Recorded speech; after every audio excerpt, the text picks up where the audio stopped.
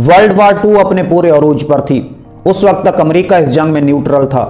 यह 7 दिसंबर 1941 को सुबह 8 बजे का टाइम था जब जापान ने पैसिफिक ओशन में मौजूद अमेरिकी नेवल बेस पर्ल हार्बर पर 350 बमबार तैयारों के साथ धावा बोल दिया।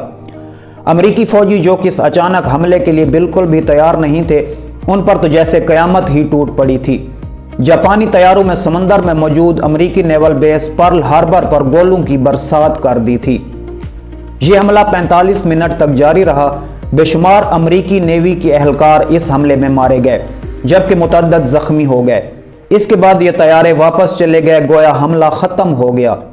लेकिन 15 मिनट बाद ही जापानीज तैयारों का एक और ग्रुप आया और पहले से तबाह हाल पर्ल हार्बर पर गोलों की बारिश कर दी।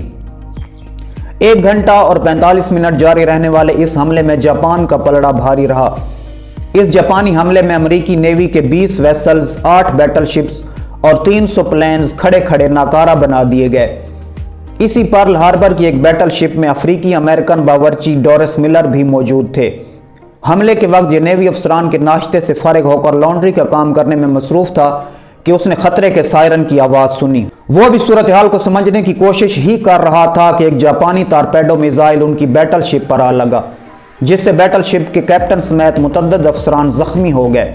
डोरिस ने अकेले ही शिप के जख्मियों को सेफ जगह पर शिफ्ट किया और फिर एंटी एयरक्राफ्ट मशीन गन पर जाकर खुद जापानी तैयारों पर झपट कर वार किया।